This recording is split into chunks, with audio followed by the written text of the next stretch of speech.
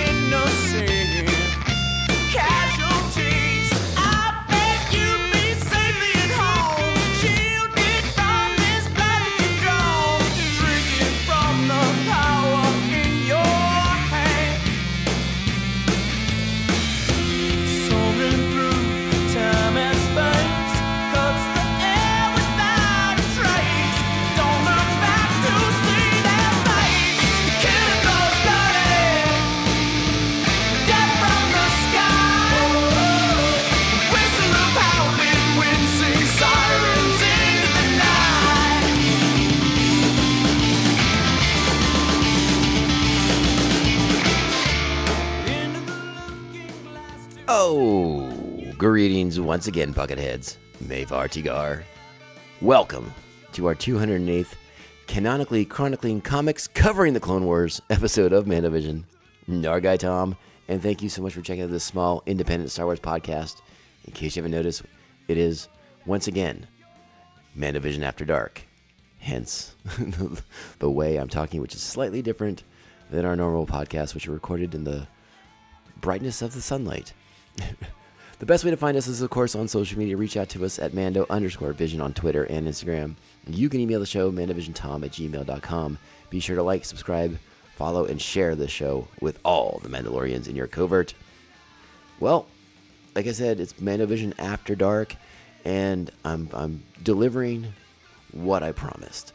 I told you after completing the big 3-part Darth Maul arc, the Shadow Collective arc, however you want to term it, the beginning of the next Mandalorian Civil War arc here in Season 5 of the Clone Wars, we would talk about what happens with Maul after this. You know, when we leave Maul, he's on the ground, down and out, been defeated by his former master, Darth Sidious, and Sidious has plans for Maul, but we never get to find out those plans because things changed pretty rapidly for Star Wars The Clone Wars after the Disney acquisition of Lucasfilms back in what was that, 2014 that happened? 13, 12? 12? I can't remember now, but whenever that exactly happened, I believe it was 12.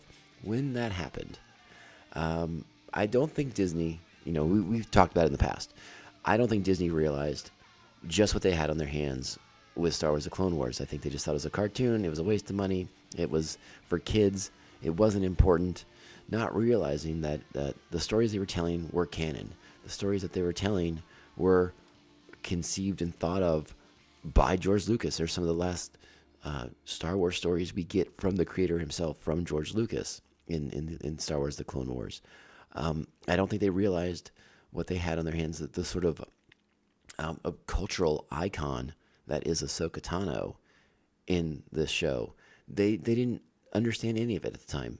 I think they completely misjudged what the Clone Wars was, and as such, they canceled the show while it was in production for season 6, and they were planning out stuff for season 7 and 8 down the road. They had a lot of things going on for this series, and again, some of these were to be the final, will become the final creative input from George Lucas on Star Wars, and they just axed it. They got rid of it. They're nope, no thank you. We don't need this silly cartoon any longer. No thank you.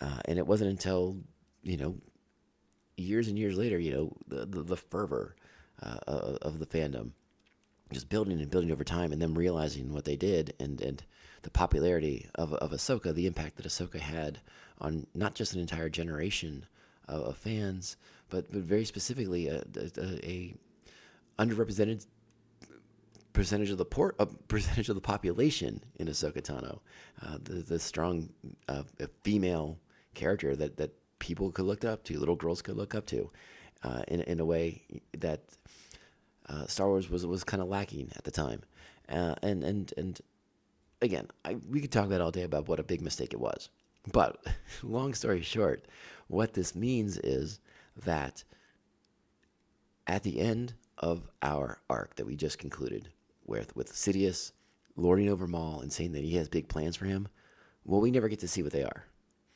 And this sort of, looking back on this now, this sort of begins what we call sort of the Star Wars Clone Wars legacy line, right? This is where certain stories were adapted, were modified, told in different ways. Some episodes we have to see like the animatics, like animated storyboards, to kind of get the idea of what was coming up in these impending seasons. Two of the more unique stories that they had planned for what was the original for originally in season 6. One was adapted into a novel, the Dark Disciple novel featuring Asajj Ventress and Quinlan Vos. Excuse me, I almost blew it right there. And then what they did with Darth Maul, picking up from where our last episode ends, and finding out Maul's fate, what happens with Maul, what happens with Sidious, and how it leads into what is eventually the Siege of Mandalore, which we finally got delivered to us when Disney woke up and brought back the Clone Wars for final season 7 just last year. Was it last year? God, maybe it was 2 years ago at this point. Regardless, we finally got the conclusion of that story, but there's a big chunk of it in the middle that a lot of fans haven't seen, were not privy to, and while those stories that were not produced fully for the animated series may not exist, in the animated form that we want them to be, those stories are still sort of part of the lore, and we saw that firsthand back in the Book of Boba Fett when Cad Bane shows up, and they reference the big bounty hunter arc that was supposed to be in. I'm going to mess it up. It might have been in season 6, but it might have been in planned for season 7, where Cad Bane and Boba Fett were going to fight. They were going to have a relationship. They were going to have like a sort of mentor-mentee, and then at some point, Boba Fett was going to stage a coup, and they get into a fight, and it's the fight that puts the dent in Boba Fett's helmet. So we never got to see that episode, but by and large, that story that is sort of unfleshed out at this point to a degree is still considered canon, because it's very heavily implied that it still happened when we catch up with Cad Bane in Book of Boba Fett in the past season. So these stories are important, and by the same stretch, what happens in Dark Disciple, that's canon for Quinlan Vos, for Asajj Ventress. And what we're here to talk about today, the Darth Maul story got adapted into a comic book series, a 4-part Darth Maul comic book, originally from Dark Horse back in 2014. And you can now find it under Marvel stuff. You can find it online, digital editions. You can find it in trade paperback collections. You can go to your comic book store, hunt through the back issues, though I have no idea how expensive it might be. But it's a very vital piece of the story because, like I said, if you're not plugged in, if you're not kind of following along with some of the deeper lore of Star Wars, and if you're just watching the Clone Wars and you don't really realize what happens to the show, it's the sort of sad ending that we come to in the middle of season 6.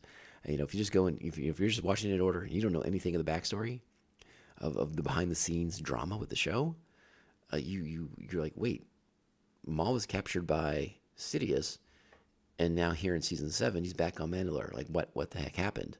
And this comic book exists to fill in that gap. This is the initial arc that they had planned out for season 6 to fill in that vital piece of time for both Maul and Sidious. And it's I would have loved to have seen it done, incorporated into the animated series, but getting the comic book I think was a really cool treat. And again, it's canon. Like, this is important stuff, and it shows us kind of I think it shows us something that we all wanted to see when we realized that Maul was coming back and what exactly was going on. And we get teased with it in that last episode when Sidious shows up on Mandalore and engages in combat with Maul and Savage, right? This is the next level because now Maul is sort of like this I don't want to use the word monkey wrench necessarily, but Sidious quickly finds a way to incorporate the unexpected return of Maul into his plans. And then for us as the fans who, have grown to really enjoy Darth Maul being back, we get the confrontations that we wanted, right? We want to see what Maul's like now as like an adversary to Sidious, to his new apprentice, Count Dooku, a.k.a. Darth Tyrannus, to the Separatists themselves, to General Grievous, all these different factors, and the way he uses the Shadow Collective in the battle against them. We're going to talk more about it in some depth, hopefully, to kind of cover the ground. But it's a really important story. It's really worth tracking down. Like I said, if you have a tablet, a phone, whatever, you can get digital copies of this for just a couple bucks a pop, or I think you can even get the collection for like $8 or $9. That might be the cheapest, most effective way to go, but that's up to you. That's your call. But it's a cool story. It's a lot of fun, and we're going to talk about it here in just a minute. But you know what you have to do first? It is time. Strap on your buckets. Let's go. Lost. I am lost. And yet, I can feel his presence. So close, so close. I can see him in my mind's eye. Kenobi. Kenobi!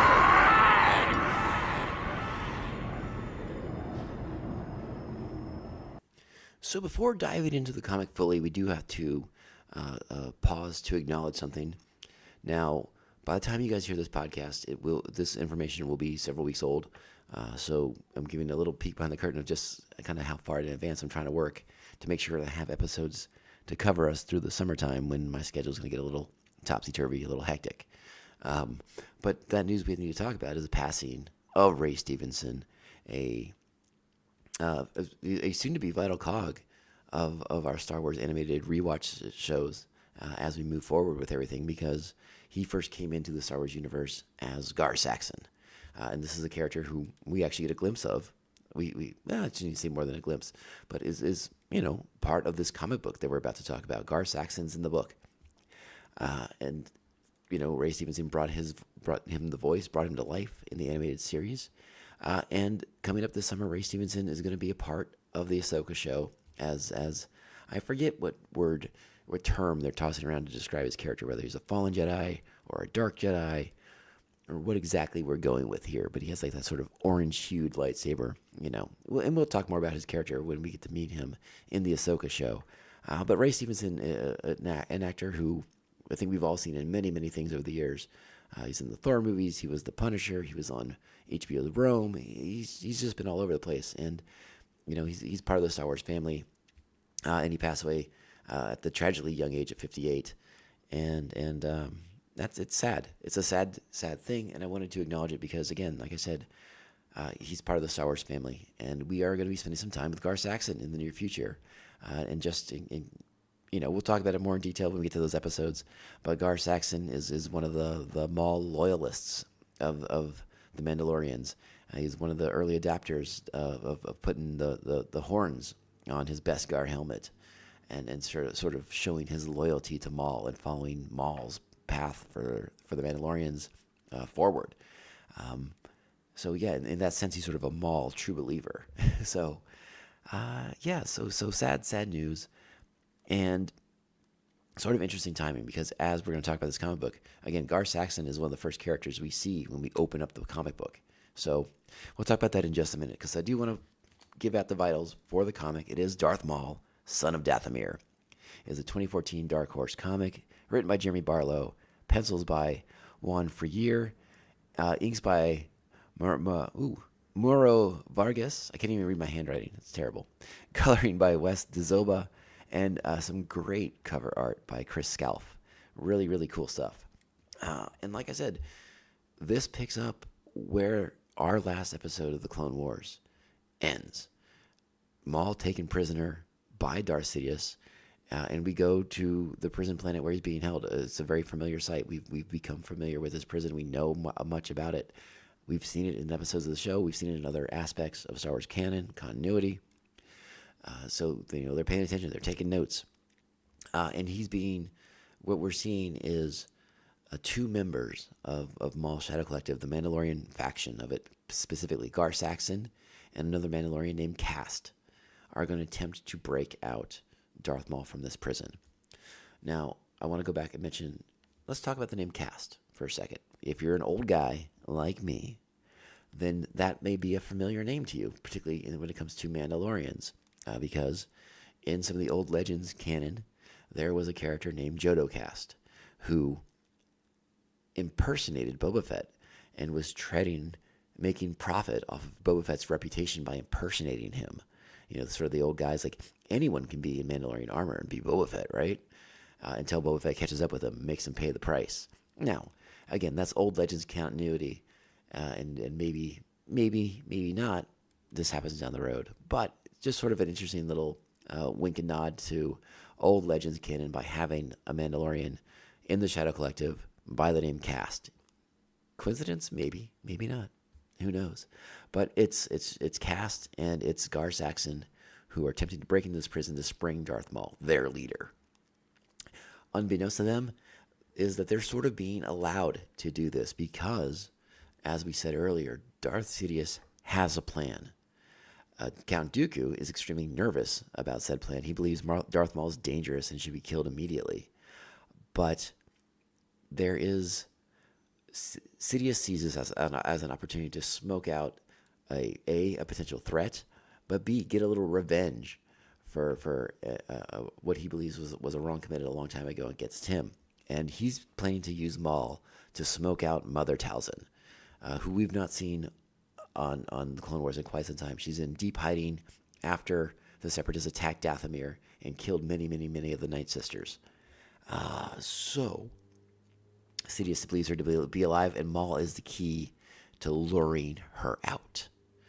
So they're going to spring Maul, and Maul's going to bring in the Shadow Collective. And it's this really wonderful kind of cat and mouse game between the former apprentice, Maul, and his former master, Darth Sidious.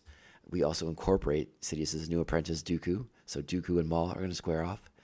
And then the Separatist forces that are now under Dooku's control and Sidious's control.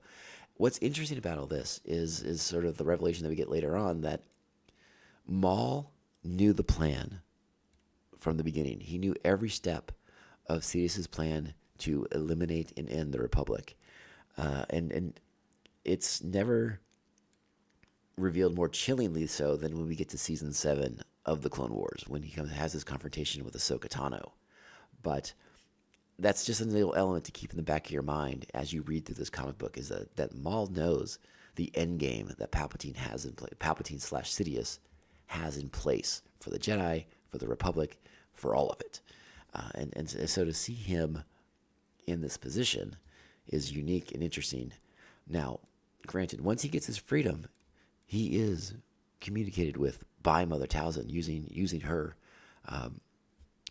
her version of the Force, her dark side abilities, her dark magics, to commune with Maul. And again, it's a cat and mouse game because now Talzin is going to attempt to turn the tables, and they want to lure Sidious out so that Talzin can get her revenge for taking her child, aka Maul himself. And so it's a lot of back and forth between the two. When you read the 4 issues, they are presented in such a unique, interesting way where, issue 1, Maul has to escape. Issue 2, it's Maul versus Dooku. Dooku gets captured. Now he's the prisoner.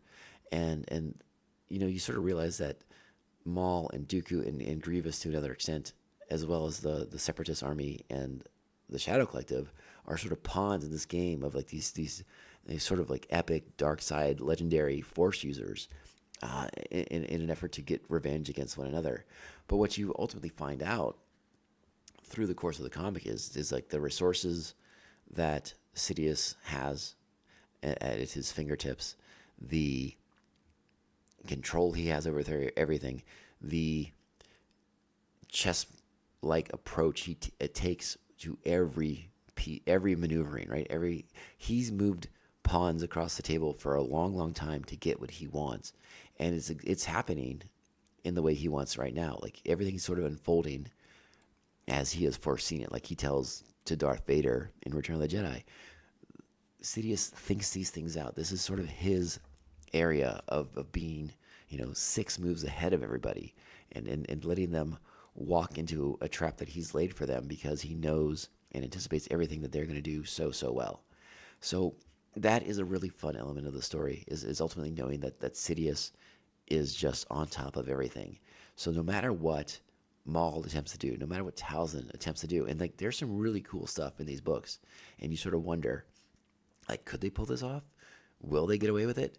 Which is a real credit to the storytellers of this, because I mean, ultimately, that nothing's going to happen to Grievous, nothing's going to happen to Dooku, nothing's going to happen to Sidious, because they're going to be at the end for Revenge of the Sith, right? We all know how that movie starts, what characters are in place for what. So nothing amazingly dramatic can happen as far as that goes, but again, the cat and mouse element of it, the smoking out of each character attempting to bait the other to make their presence known.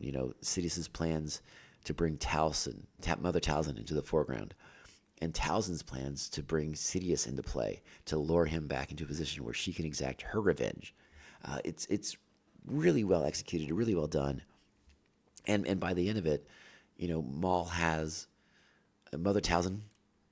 We see the end of her. This puts a real big bow on the end of the Night Sisters in that regard, because we see the end of Talzin. But it puts Maul in the position where we will find him when we get to season 7 of the Clone Wars, back on Mandalore, still with the Shadow Collective. It's fractured. Some of the alliances have worn out. The Hutts have turned on him after this. But he still has the Pikes. He still has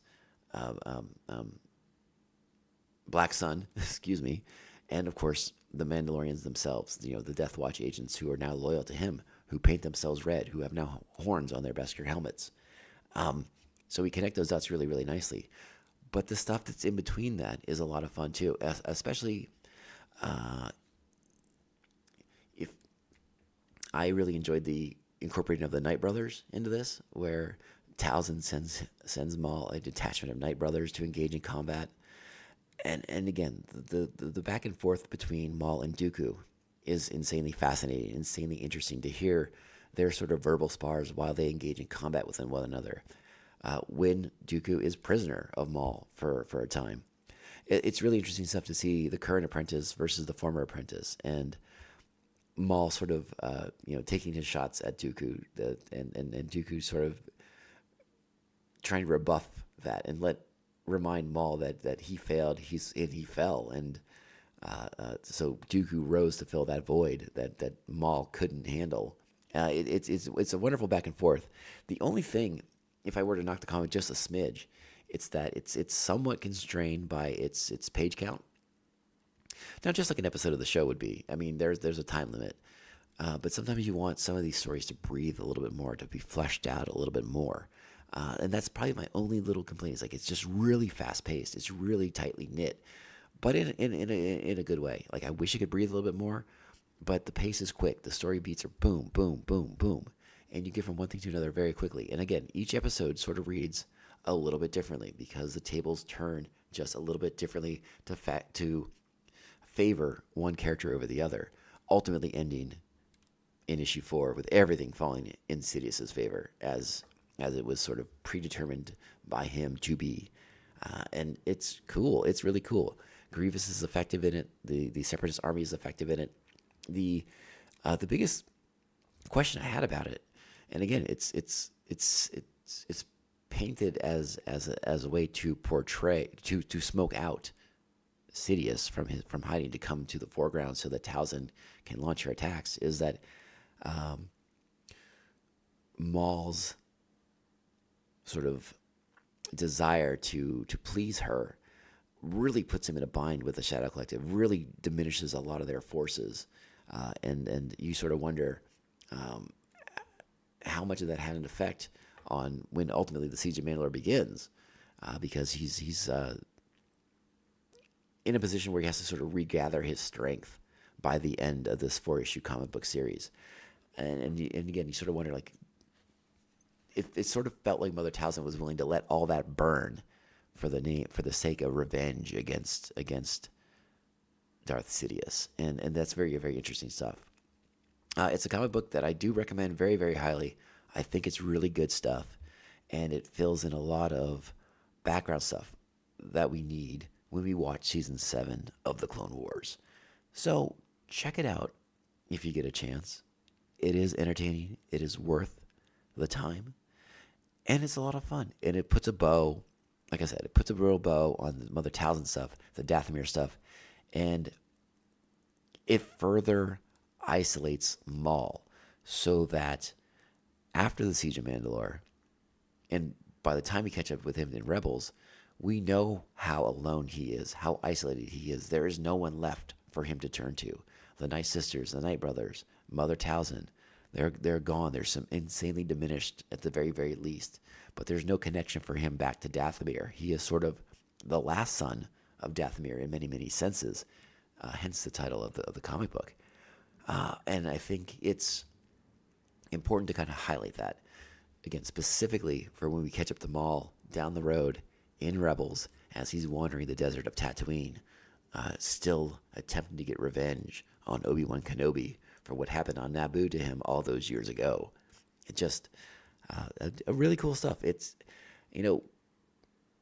it's just always fun. One of my favorite things about going back and doing this rewatch series with the Clone Wars is being able to look back and see how much forethought there was into everything they were doing, how much they plotted things out, like Darth Sidious, Dave Filoni, George Lucas, all these guys, like they were very astutely plotted everything. It was like they had like a roadmap, and they knew what they wanted to hit, and they knew what they wanted to share with us, and they knew how to get us there. You can look back at the early seasons of the Clone Wars, and maybe it's not quite plotted out the way you want it to be, but where we're at now in season 5, what's coming up in season 6, what we get to in season 7, and then Rebels kind of does the same thing. Rebels season 1 starts off a little slow, then it picks up in 2 and 3 and 4. And again, you just see the path. You follow the path, the trajectory that we're on, the dots that we're going to connect to. And then when you look back at all of it, you're like, it all makes perfect sense. We were on this track from the beginning. And we just had to hit certain signposts along the way. So, again, in this sort of legacy line of Star Wars: The Clone Wars that happens after Disney cancels the show, and we don't get to see these episodes animated, I think this is a very viable way to get what is still considered canon into your headspace, so that you can process and check out all these things and just really dive more into the lore of the show, of everything that they were planning out for us as an audience. So check out this comic book. Don't sleep on it. It is great, and it connects in all the best ways, specifically as to what just happened on our last episode of Star Wars: The Clone Wars. With Maul in a very bad spot, and how he gets out of it, and the conflict that comes between he and his former master, between Maul and his master's new apprentice, and the giant army he's constructed in the time that Maul's been gone. Really, really good stuff. Check it out. It's, again, I think my tiniest complaint is about the pacing being a bit hurried. But it's still like 8 buckets, 8.5 buckets worth your time and effort. Great stuff. And it's really cool to see Sidious just showing us how far ahead he is on everything. and I think I've talked about it in the past. One of the best ways that was sort of highlighted initially to as a Star Wars audience member was reading the Episode 3 novelization. That book really chronicles just how far ahead Sidious was on everybody. That is a great adaptation of Episode 3. If you have not read that, please check it out. It's really fantastic. I don't know if there's a great audiobook version of it, but if there's not, there should be, because that's a stellar adaptation and really shows just how far out Sidious thought of everything. So check it out. But it's nice to see that illustrated now in this comic in the Clone Wars series. So really, really good stuff. All right, I think that takes care of just about everything I wanted to talk about with you guys for the comic book. One little thing to note real quick is that when Gar Saxon and Cast spring Darth Maul from the prison, he is handed the Darksaber. There is no combat. He is still the leader. They still respect him for that. They just hand it to him. I just point that out because we've had a lot of conversation about how exactly does transfer of power of the Darksaber work. Well, in this comic book, they just handed it to him. So there is no need for combat or anything like that. They rescue him. They give it back to him. That's that.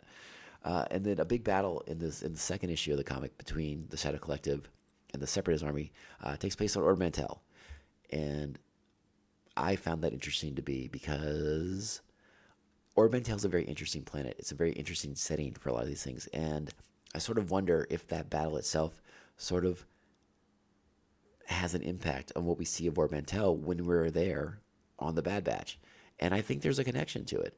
I think if you keep in mind that battle in particular and the way the beings of Ord Mantell live their lives, I think there is a direct correlation from that battle with the Shadow Collective and the Separatists to what we see in the Bad Batch in the aftermath of the rise of the Empire.